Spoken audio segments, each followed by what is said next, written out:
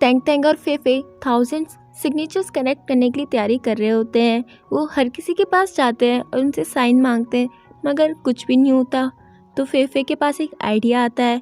वो Tang Tang को खड़ा कर देती है। जो भी लोग साइन कर रहे होते हैं वो बदले में टैंग टैंग को हक कर रहे होते हैं, क्योंकि टैंग टैंग राज घराने का छोटा वारिस जो था। वहाँ पे जनरल जो भी खड़े हुए उन सब भीड़ को देख रही होती है। तभी वो वहाँ पे आती है और उन सब लोगों को भगा देती है। यूशन मोरैन के पास जाता है और बताता है कि उन्होंने 10,000 साइन इकट्ठे कर लिए हैं, क्या हमें कुछ करना चाहिए। मगर मोरैन कुछ भी करने से मना कर देता है। तो फेफे अपना दिमाग लगाती है और सभी लोगों के बीच में एक गेम खिलवाती है, जहां उन सबकी पीठ पे उनका साइन लगा होता है। जो जिसका साइन सबसे ज्यादा छीन के लेकर आएगा उसे रिवॉर्ड मिलेगा। तो क्या था, सभी लोग ऐसे मारा मारी करने पे तुल जाते हैं और इस तरह उन लोगों ने 10,000 सिग्नेचर इकट्ठे कर भी लिए होते हैं। जब वो लोग वो साइन लेके टेंगी के पास जा रहे होते हैं, तभी रास्ते में यूशन आता है और वो उनसे उनके सारे साइन मांगता है। मगर फेफे वो साइन लेके वहाँ से भाग जाती है। यूशन और टैंग टैंग आपस में लड़ रहे होते हैं। तभी वहाँ पे मोरैन आता है और उन दोनों को उनके बचपने पे डांटता है। मगर टैंग टैंग तो मोरैन को ही सुना के वहाँ से चल जाता है और यूशन मोरैन से माफ़ी भी मांगता है, क्योंकि गलती इसकी भी थी। मोरैन ने तो इसे मना किया था कुछ भी करने से, मगर ये तो कहीं सुने। फेफे भी पानी के सहारे होते हुए टेंगी के महल में जाने की तैयारी कर रही होती है। इसे जब भी टेंगी से मिलना होता है ना, तो ये हमेशा पानी में से होके आती है। तभी टेंगी के गार्ड फीफे को पकड़ लेते हैं और वहाँ से ले जा रहे होते हैं और वहाँ पर साइन की काउंटिंग चल रही होती है। मगर फीफे अभी तक साइन लेके आई नहीं होती है। तो टेंगी टैंग टैंग को डांट रहा होता है। वहीं फीफे भी उन गार्ड्स को चकमा देके वहाँ से निकल जाती है। मोरैन भी टेंगी के रूम में आता है जहाँ साइन की काउंटिंग चल रही होती है। वो तो उन्हें कॉन्ग्रेचुलेशन बोलता है। तो टैंग टैंग बोलता है, अगर आपको हमारे ऊपर बिलीव नहीं है तो आप इन्हें काउंट कर सकते हो। उसने तो ऐसे ही मजे मजे में बोला था, मगर मोरैन भी हाँ कर देता है। जब युनशियन काउंटिंग कर रहा होता है तो मोरैन गाना गा रहा होता है ताकि युनशियन काउंटिंग भूल जाए। फिर मोरैन उस मैच के बारे में बताता है जो इनकी दूसरी शर्त थी। इस मैच के अंदर पहले 4 इंसान पार्टिसिपेट करेंगे, फिर जो 3 विनर होंगे उनके बीच में बैटल होगी। उसके बाद जो 2 विनर होंगे उन दोनों की एक एक टीम बनाई जाएगी, फिर वो टीम के बीच में फाइट होगी। तभी काउंटिंग भी पूरी हो जाती है और पता चलता है कि 521 साइन कम है। तभी वहाँ पे फेफे दौड़ती हुई आती है और वो उन साइन के ऊपर गिर जाती है और सारे साइन इधर से उधर फैल जाते हैं। तभी एक साइन उड़ता हुआ सिगड़ी के अंदर आके गिरता है और वो जल जाता है। तो फेफे अपना साइन करती है और वो दे देती है और कहती है कि मैं भी तो यहीं रहती हूँ, इसलिए मेरा भी साइन माना जाएगा। तो मोरैन को ना चाहते हुए भी उसका साइन मानना होता है। तभी टैंगी टैंग टैंग को थैंक यू बोलता है। तो टैंग टैंग बोलता है कि जितना मैंने करा है मुझसे कई ज़्यादा फेफे ने अपना दिमाग लगाया है, तो तुम्हें उससे थैंक यू बोलना चाहिए। तभी रास्ते में टैंग टैंग को वो गार्ड मिलते हैं जो फेफे के बारे में पूछ रहे होते हैं। तो टैंग टैंग बोलता है कि वो अच्छी लड़की है और प्लीज़ उसे परेशान करना बंद कर देना। बाद में हम देखते हैं कि जो फेफे है वो टैंगी के कमरे में ही सो रही होती है और वो काफ़ी अजीब से सो रही होती है, यानी उसका एक हाथ कहीं और होता है और एक पैर कहीं और होता है। तो टैंगी उसे सही से सुलाता है। तभी वो नींद में कुछ बड़बड़ा रही होती है, तो वो उसके पास जाता है सुनने के लिए कि ये क्या बोल रही है। तभी फीफे अपनी आँख खोलती है और उसे किस करती है और गुड नाइट बोल के वापस से सो जाती है। बाद में टेंगी उसे उठाने की कोशिश करता है। जब वो उसे उठाता है तो वो अपनी आँख खोलती है और बोलती है कि तुम मेरे पास क्या कर रहे हो जिया चैंग, मैंने तो अभी तक अपना मुँह भी नहीं धोया है। तो वो बोलता है कि तुम्हें पता भी है कि अपने बीच में कल कितना कुछ हुआ था। और इन दोनों के बीच में फाइटिंग स्टार्ट हो जाती है। इन दोनों की फाइटिंग बिल्कुल सिबलिंग फाइटिंग लग रही होती है, जैसे अपन लोग एक दूसरे से कंबल नहीं खींचते, बिल्कुल उसी तरह लड़ रहे होते हैं ये दोनों। मगर इसी बीच इन दोनों के बीच में एक रोमांटिक सीन क्रिएट होता है, जो अपने बीच में तो बिल्कुल क्रिएट नहीं होता, क्योंकि जब अपनी फाइटिंग खत्म होती है तो एक बेड से गिर के मानता है और दूसरा मम्मी की चप्पल खा के। पर तभी पापा की तरह बीच में टैंग टैंग आ जाता है और अपनी आंखें छुपा लेता है कि हे भगवान जी, मैंने ये क्या देख लिया। जैसे अपने पापा अपनी आंखें बंद कर लेते हैं यह देखकर कि उनकी बेटी कितने शान से उनके बेटे को पीट रही है। टैंगी फीफे को बोलता है कि इतने सारे साइन इकट्ठे करने में तुमने टैंग टैंग की मदद करी है, तो मैं तुम्हें रिवॉर्ड देना चाहता हूँ, बताओ तुम्हें क्या चाहिए। तो फीफे बोलती है कि मैं तुम्हारे साथ नहाना चाहती हूँ, जहाँ हम पहली बार मिले थे वहीं पर। जिया चैंग भी वहाँ पे नहाने के लिए पहुँच जाता है। जिया चैंग और फीफी जब नहा रहे होते हैं तो फीफे उसके कंधों पे हाथ रखती है और वापस से अपनी दुनिया में जाने की तैयारी करती है, मगर वो वहीं पे होती है। तभी वो टैंगी का हाथ दिखती है जिस पे चोट का निशान नहीं होता है। तो उसे कंफर्म हो जाता है कि जिया चैंग और टैंगी दोनों अलग अलग हैं। बाद में वो उसी होटल के अंदर रहने जाती है जहाँ वो पहले रहने गई थी, मगर होटल का मालिक उसे रहने से मना कर देता है। बाद में फीफे एक शॉप के अंदर जाती है जहाँ वो कढ़ाई बुनाई का काम करती है, मगर उसकी कढ़ाई देखकर वो जो शॉप की ऑनर होती है वो अपनी 5 साल की बेटी को बुलाती है और वही सेम काम उसे करने के लिए देती है और फीफे को दिखाती है कि देखो तुम्हारे में और इसके काम में कितना अंतर है और मेरी बेटी सिर्फ 5 साल की है। अब रास्ते से जाते वक्त उसे एक लड़की मिलती है। वो उसे बोलती है कि तुम मेरे साथ चलो, तुम्हें जॉब चाहिए ना, मैं तुम्हें जॉब दिलाऊंगी और पैसे भी। वो उसे अपने साथ एक जगह ले आती है जहाँ पे काफ़ी सारे सिंगर और डांसर होते हैं। वो उसकी ड्रेस चेंज करती है, जिसके बाद फेफे काफ़ी ज़्यादा सुंदर लग रही होती है। बाद में वो उसे बोलती है कि तुम मुझे चाय सर्व करो और फेफे काफ़ी अजीब ढंग से उन्हें चाय पिलाती है। तो वो बोलती है कि तुम्हें तो कुछ भी नहीं आता, मैं तुम्हें करके दिखाती हूँ, और खुद उसे पिलाती है। मगर उस चाय का टेस्ट काफ़ी ज़्यादा गंदा था, इसलिए फेफे उन्हीं के मुंह पे उस चाय को फेंक देती है। तभी बाहर एक कस्टमर काफ़ी तेज तेज चिल्ला रहा होता है उन डांसर्स पे कि मुझे तुम लोग पसंद नहीं हो, प्लीज़ किसी ऐसी लड़की को बुलाओ जो काफ़ी ज़्यादा सुंदर हो। तभी वो औरत फेफे को वहाँ पे भेजती है उसके पास उसे रिझाने के लिए। फेफे उसके पास जाती है और उसे 3-4 चांटे लगा देती है ताकि वो उसे वहाँ से कहीं ना लेके जाए, मगर उसे वो पसंद आ जाती है और वो उसे अपने साथ एक कमरे में ले आता है जहाँ वो फेफे के साथ ज़बरदस्ती करने की कोशिश करता है, मगर फेफे अपनी स्टन गन से उसे झटका दे के वहाँ से चली जाती है। वहाँ से आते वक्त वो एक बूढ़े से अंकल को देखती है, उनके पास एक डॉगी भी बैठा होता है, उनके पास कुछ खाना रखा होता है जिसे वो खा लेती है। जब सुबह फेफे उठती है तो वो देखती है कि सामने एक बूढ़ी औरत को काफ़ी सारे लोग परेशान कर रहे हैं। वो उनके पास जाती है और उनसे पूछती है कि क्या हुआ। तभी तेंगी भी अपने लोगों के साथ वहाँ से जा रहा होता है। आज इन लोगों की वो बैटल है तो ये लोग वहीं पे जा रहे हैं। तभी फीफे बोलती है कि तुम लोग इन्हें क्यों परेशान कर रहे हो, उनकी बीन्स क्यों छीन रहे हो। तभी वो सारी बीन्स हवा में उछलती है और नीचे गिर जाती है, जिसपे फीफे का भी पैर फिसलता है और वो सीधा तेंगी के पास जाके गिरती है, मगर तेंगी भी उसे नहीं बचाता। तो वो तेंगी को बोलती है कि तुम्हारे सामने मैं गिरी, तुमने मुझे बचाया क्यों नहीं, और 2-3 पंच उसके हाथ में मारती है। तेंगी बोलता है कि तुम्हारी हिम्मत कैसी हुई मुझे मारने की, और वूचेन और एक और लड़के को उसे पकड़ने के लिए बोलते हैं। तभी वो भागती है और भागते भागते वो मोरैन से टकरा जाती है। तो मोरैन बोलता है कि मेरी गर्ल को हाथ लगाने की कोशिश भी मत करना। तो फेफे के मन में तो लड्डू फूटने चालू हो जाते हैं क्योंकि उसे ड्रामे की फीमेल लीड वाली फीलिंग आ रही होती है। तेंगी और मोरैन के बीच में शर्त लगती है कि जो भी बैटल जीतेगा फेफे उसी के पास रहेगी, दूसरा फेफे को परेशान करने की सोचेगा भी नहीं। फिर इन लोगों के बीच में बैटल स्टार्ट होती है। फर्स्ट राउंड के अंदर तेंगी की टीम से वूचेन आता है और मोरैन की टीम से युनशियान। ये लोग ऐसे सामने सामने नहीं लड़ते, ये लोग अपनी माइंड के अंदर ही फाइटिंग करते हैं। तेंगी पूछता है एक इंसान से कि तुम्हें क्या लगता है कि कौन जीतेगा, तो वो अपनी पावर से कैलकुलेट करने की कोशिश करता है, मगर फेफे के वहाँ होने की वजह से उसकी पावर काम नहीं करती है। तो वो उसका मन रखने के लिए बोल देता है कि चिंता मत करो, वूचेन ही जीतेगा, मगर रियलिटी में तो युनशियान जीतता है। तो उस हिसाब से मोरैन फीफे को तेंगी के सामने से ही ले जाता है। फिर हम देखते हैं जनरल चू, युशेन और एक और लड़का आराम से चिल कर रहे होते हैं। वहीं तेंगी दिन से रात अपनी उसी पोजीशन में खड़ा रहता है कि अभी जनरल चू और युशेन और वो लड़का आएंगे फाइटिंग करने के लिए। ये लोग आराम से चिल इसलिए कर रहे होते हैं क्योंकि इन्हें लग रहा होता है कि आज सैटरडे है और जो इनकी बैटल है वो ट्यूसडे को है, बट ट्यूसडे तो आज ही था, इसलिए तेंगी वहीं पे खड़ा हुआ इनका इंतज़ार कर रहा था। यानी ये लोग तो बैटल शुरू होने से पहले ही हार गए थे। युशेन, जनरल चू और एक और लड़का मोरैन के आगे सर लटका के खड़े होते हैं, तो मोरैन उन्हें पनिशमेंट में 20 स्ट्रोक्स करने को देता है। फिर हम दिखते हैं मास्टर फैंग को। पहले तो सॉरी क्योंकि पिछले एपिसोड में मैंने इन्हें मास्टर फामा बोला था। अब यार इन चाइनीज़ कोरियन ड्रामों में इतने सारे नाम होते हैं जो एक बार में याद ही नहीं होते हैं, इसलिए मुझे बैटल थ्रू दी हेवन के मास्टर फामा का नाम याद रह गया था, इसलिए मैंने वही बोल दिया था। मास्टर फैंग बताते हैं कि उन्होंने ऑफ्यूचर्स मैनिक के लोगों को देखा है। ऑफ्यूचर्स एक और कैटेगरी है लोगों की, ये लोगों को यहाँ पे बुरा माना जाता है। ये सारी बातें ये तेंगी को बता रहा होता है और यहाँ पे हमें ये भी पता चलता है कि जब ये लोग थोड़े से सनकी हो जाते हैं ना, तो ये किसी को भी हार्म करने पे उतर जाते हैं, ऐसा इन लोगों का मानना है। तो तेंगी बोलता है कि उन लोगों को जल्दी से पकड़ लो, मगर रोकना तो वही था अभी भी, क्योंकि मिलिट्री की सारी पावर तो मोरैन के पास ही है। फिर हम फेफे को देखते हैं जो काफ़ी सारी ज्वेलरी को निहार रही होती है। ये सारी ज्वेलरी इसे मोरैन ने भेजी है। बाद में फेफे मोरैन और युनशियान के पास में बैठी होती है। वो युनशियान को बोलती है कि तुम काफ़ी सारे पैसे कमाते हो ना, तो मुझे बताओ कि तुम कैसे कमाते हो। तो जिनशन बताता है कि वो जानवरों की भाषा समझ सकता है।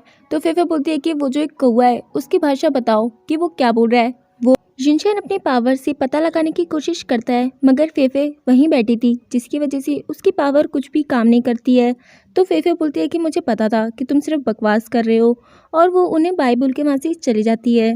जिनशियन बताता है कि जब फेफे यहाँ पे थी तो मैं अपनी पावर को यूज़ नहीं कर पा रहा था। तो मोरन बोलता है कि मुझे नहीं लगता कि फेफे के अंदर इतनी सारी एबिलिटी है, और जहाँ तक मुझे पता है कि उसे भी नहीं पता कि वो ऐसा कुछ कर सकती है। रात को जब फेफे अपना खाना खा रही होती है तो उसका हाथ उसी लड़की के हाथ से टकराता है। वो वापस से उस लड़की के पीछे पीछे जाती है। अब इस बार वो होल से नहीं जा सकती थी, क्योंकि इसे पता था अगर ये यहाँ से गई तो इसके अंदर फंस जाएगी, इसलिए ये डोली लांग के जाती है। जहाँ वो नीचे उतरते वक्त अंकल के सर पे पैर रख देती है और उन्हें बोलती है कि आपकी पोती बार बार मेरा खाना चुरा के भागे आती है, प्लीज़ मेरा खाना इसे वापस दिलवाओ। वो अंकल बताते हैं कि हम ऑफिशियस पीपल हैं और तुम भी ऑफिशियस ही हो। तो फेफे बोलती है कि मैं कैसे मान लूँ कि आप सही कह रहे हो। तो वो अंकल बोलते हैं तुम्हारे लेफ्ट शोल्डर पे चेक करो, तुम्हारे वहाँ पे एक मार्क है, और वो चिटकी उसे वो मार्क की तस्वीर भी दिखाती है। जब वो चेक करती है तो उसके उस शोल्डर पे हकीकत में एक मार्क होता है। फिर हम देखते हैं मोरन और उनके साथ काफ़ी सारे लोग बैठे होते हैं जो आपस में ये बात कर रहे होते हैं कि जो ऑफिशियस कैटेगरी के लोग हैं वो जेल तोड़ के वहाँ से भाग गए हैं। तो मोरन जनरल चू को इस बात में तहकीकात करने के लिए बोलता है। ये सारी बात बाहर खड़ी फीफे भी सुन रही होती है। जनरल चू से वो बोलती है कि आप लोग कहीं जा रहे हो क्या। तो वो बताते हैं कि हम ऑफिशियस पीपल के लोगों को पकड़ने जा रहे हैं। पर तुम क्यों घबरा रही हो, तुम थोड़ी ना कोई ऑफिशियस हो। तो वो एक और लड़का बताता है कि जो ऑफिशियस पीपल है वो जो नॉर्मल लोग होते हैं उन्हें मार के उनसे सारी एनर्जी ले लेते हैं और वो काफ़ी ज़्यादा शक्तिशाली हो जाते हैं। वो सब लोग वहाँ से चले जाते हैं, मगर फेफे तो यही सोची होती है अगर ये सच में ऑफिशियस हुई तो क्या ये लोग भी उसे पकड़ लेंगे। तभी वहाँ पे तेंग तेंग आता है और वो फेफे को एक लेटर देता है और कहता है कि प्लीज़ ये तुम मोरैन को दे देना, क्योंकि मैं सारी लड़ाई शांत करवाना चाहता हूँ जो मेरे भाई और मोरैन के बीच में चल रही है। फिर हम देखते हैं एक लड़का जनरल चू के ऊपर नज़र रखे हुआ था। तभी वहाँ पे वूचैन आता है।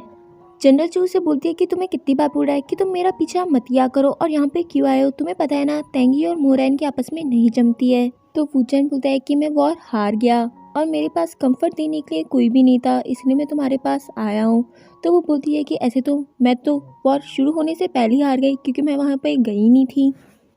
तो वूचैन बोलता है कि मैं हूं ना तुम्हें कंफर्ट देने के लिए, तुम मुझे एक चांस देकर तो देखो, पक्का तुम मुझसे प्यार में पड़ी जाओगी और फिर अपन दोनों जल्दी शादी करेंगे। जनरल चू बोलती है कि तुम अपनी अरेंज मैरिज की बात बार बार क्यों ले आते हो। यहाँ में पता चलता है कि इन दोनों की शादी पहले से ही फिक्स हो चुकी है, इन दोनों के पापा ने इन दोनों की शादी फिक्स करी है। मगर जनरल चू को वूचैन बिल्कुल भी पसंद नहीं है, तो वो वहाँ से जाने लगती है। तभी वो लड़का जनरल चू के ऊपर अटैक करता है, मगर वूचैन उसका हाथ पकड़ लेता है जनरल चू समझ के, और वो दोनों उस लड़की के पीछे भागते हैं उसे पकड़ने के लिए।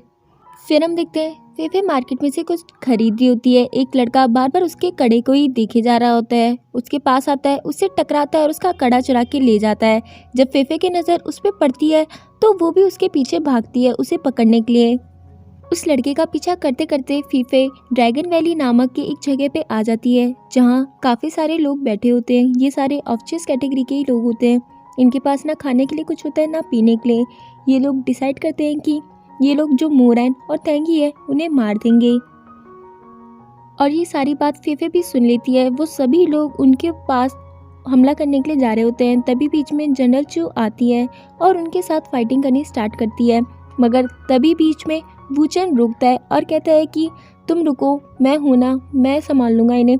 और काफ़ी स्टाइल में हवा में उड़ता हुआ नीचे आ रहा होता है, मगर आते वक्त वो उसी कैटेगरी इंसान पर गिर जाता है। जनरल चू उन सभी के साथ काफ़ी अच्छे से फाइटिंग करती है और काफ़ी ज़्यादा पिटने के बाद वो लोग वहाँ से चले जाते हैं। जनरल चू वूचैन पे चिल्लाते हुए बोलती है कि मैंने तुम्हें कितनी बार बोला है कि मेरा पीछा मत किया करो, तुम्हें समझ नहीं आता, मैं ना तुमसे प्यार करती हूँ ना ही कभी फ्यूचर में प्यार करूँगी। ये सुन के वूचैन को काफ़ी ज़्यादा बुरा फील होता है। फिर हम फीफे को देखते हैं जो मोरैन और तेंगी को बचाने के लिए निकलती है। ये एक गधे पे बैठ के उन दोनों को ढूंढने के लिए जा रही होती है। फिर हम मोरैन, तेंग तेंग और तेंगी को देखते हैं टैंग टैंग उन दोनों के बीच में बात कराने की कोशिश करता है और कहता है कि तुम लोग वैसे क्यों नहीं हो जैसे अपन लोग बचपन में थे। अपन बचपन में भी यहीं आया करते थे और तुम लोग काफ़ी अच्छे से एक दूसरे के साथ बात किया करते थे। क्या आपको पता है जब पिछले साल मेरे भाई की तबीयत खराब हो गई थी तो आपने इसका कितना ज़्यादा ध्यान रखा था। और टैंगी तुम्हें पता है जब अंकल के लग गई थी तो तुमने इन्हें अपने पीठ पे बिठाकर घर तक लेकर गए थे, मगर वो दोनों बात करने के लिए तैयार ही नहीं थे और उन्हें मनाता मनाता टैंग टैंग भी नाराज हो जाता है। वहीं हम एक ऑब्वियस कैटेगरी के इंसान को देखते हैं जो उन लोगों के ऊपर नजर रखे हुआ था। बाद में वो तीनों भी उस ऑब्वियस कैटेगरी के इंसान का पीछा कर रहे होते हैं और उनके पीछे पीछे फेफे भी आ रही होती है उन्हें सब कुछ बताने के लिए। तभी वो लोग साथ में रुकते हैं और फेफे उन्हें सब कुछ बताती है, मगर वो लड़का अकेला नहीं था, उसके साथ काफ़ी सारे लोग थे उसी की कैटेगरी के और वो सब के बीच में फाइटिंग स्टार्ट होती है। अब फाइटिंग करते वक्त फेफे के भी कंधे पर एक तीर से लग जाती है, मगर उन लोगों की फाइटिंग रुकती नहीं है। फेफे एक लड़के को बोलती है कि अपन लोग सेम कैटेगरी से बिलोंग करते हैं तो प्लीज़ ये फाइटिंग बंद करो ना। टैंगी उसके ऊपर अटैक करने आगे बढ़ रहा होता है, मगर वो लड़का फेफे को आगे कर देता है और कहता है अगर तुमने मुझे मारने की कोशिश करी तो मैं इसे मार दूंगा, और वो फेफे को वहाँ से लेके चले जाता है।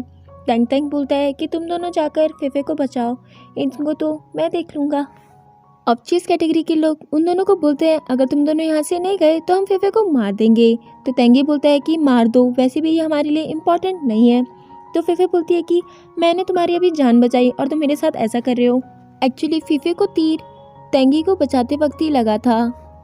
मोरन बोलता है कि प्लीज़ इसे कुछ भी मत करना, इसके बदले में चाहे तो तुम मेरी लाइफ ले सकते हो। तभी टैंगी उसमें से एक आदमी के पेट के अंदर अपनी तलवार डाल देता है और मोरन दूसरे आदमी के पीछे भाग रहा होता है। टैंगी फेफे के हाथ में पट्टी लगाता है। फेफे उसे थैंक यू बोलती है उसे इम्पोर्टेंट ना बताने के लिए, क्योंकि इसकी वजह से ही उन दोनों ने इसकी जान बची है, और उसे थैंक यू बोलती है बैंडेज लगाने के लिए और अभी उसके साथ रहने के लिए। तो वो उसके थैंक यू का जवाब सिर्फ में दे रहा होता है। तो वो बोलती है कि क्या कर रहे हो, जवाब मुँह से नहीं दे सकते क्या अच्छे से। तभी वहाँ पे मोरन आता है और पता चलता है कि वो लड़का इसके हाथ से भाग चुका है। फेफे से चला नहीं जा रहा होता है तो टैंगी उसे गोद में उठा लेता है, मगर मोरन तो उसे बस देखता ही रह जाता है। टैंग टैंग वहाँ पे उन सबके साथ फाइट कर रहा होता है। तभी जनरल चू, यूशन और वो एक और लड़का आ जाते हैं और उन सबको मार देते हैं। तभी वहाँ पे वो तीनों भी आ जाते हैं। टैंगी बोलता है कि इन सबको जेल में डलवा दो, मगर जनरल चू फेफे को भी जेल में डलवा देती है।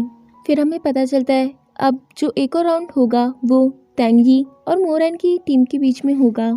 जब ये बात मोरन को पता चलती है तो वो बड़े ही गुस्से में टैंगी के पास में जाता है, मगर टैंगी को भी इस बारे में कुछ भी नहीं पता होता है। टैंग भी उसके ऊपर शक कर रहा होता है कि उसे इसके बारे में पता है, मगर वो नासमझ होने का नाटक कर रहा है।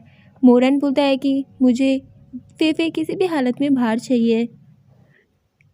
टैंगी जब फेफे से मिलके आने की बात करता है तो टैंग बोलता है कि क्यों ना तुम उसे इसी पैलेस में बुला लो और यहीं पे उसके साथ रहो। बाद में मोरन और जुनशन भी जेल के अंदर जाते हैं फेफे को देखने के लिए। फेफे तो उन सैनिकों के साथ आराम से गेम खेल रही होती है और वो सारे गेम जीत रही होती है, क्योंकि वो चीटिंग जो कर रही थी और उसे चीटिंग करता हुआ देख जुनशन और मोरन भी हंस रहे होते हैं, तो वो उन्हें चुप रहने का इशारा करती है। फेफे उनसे बोलती है कि क्या तुम लोग मुझे यहाँ से बाहर ले जाने आए हो, तो जुनशन बोलता है और नहीं तो क्या, वरना हम क्या तुम्हारे साथ यहाँ पे कार्ड्स खेलने आए हैं। वो जब वहाँ से जा रही होती है तो सभी सैनिक उसे बड़े प्यार से बोलते हैं कि नेक्स्ट टाइम खेलने ज़रूर आना, तो वो भी उन्हें बड़े प्यार से बोलती है बाहर खेलेंगे। बाद में टैंगी और मोरन चेस खेल रहे होते हैं, तो टैंगी बोलता है कि मैं चाहता हूँ कि फेफे अब मेरे पैलेस में आके रहे। मोरन बोलता है कि फेफे काफ़ी ज़्यादा क्लमसी पर्सन है, वो सारा सामान इधर उधर फैला देती है, तुम उसका ध्यान नहीं रख पाओगे। तो टैंगी बोलता है कि तुम उसकी चिंता मत करो, मैं उसको अच्छे से ट्रेनिंग दूंगा। मोरन काफ़ी सारे एक्सक्यूजेस बनाता है, मगर टैंगी के आगे नहीं चल पाती उसकी, तो वो बोलता है कि चलो ठीक है, तुम फेफे को ले जा सकते हो। जब ये बात फेफे को मोरन से पता चलती है तो वो ये जान के खुश नहीं होती है। बाद में वो डिसाइड करती है कि वो ओल्ड मैन से जाके इस बारे में बात करेगी। वो उस ओल्ड मैन के पास जाती है, वो उन्हें बताती है कि जो ऑब्वियस कैटेगरी के लोग थे मैंने उनका मार्क देखा, उनका मार्क और मेरा मार्क काफ़ी ज़्यादा अलग था, तो वो बताते हैं कि लोगों के मार्क अक्सर अलग अलग हो सकते हैं। जब वो उसका मार्क दिखते हैं तो वो बोलते हैं कि तुम तो हमारे ऑब्जेक्ट कैटेगरी की ऑनर हो। तो वो बोलती है कि मैं आप सबकी ऑनर कैसे हो सकती हूँ, मैं तो काफ़ी ज़्यादा वीक हूँ। मगर वो उसकी बात नहीं सुनते हैं, तो वो गुस्सा करके वहाँ से चली जाती है। और इसी के साथ हमारा ये एपिसोड ख़त्म हो जाता है।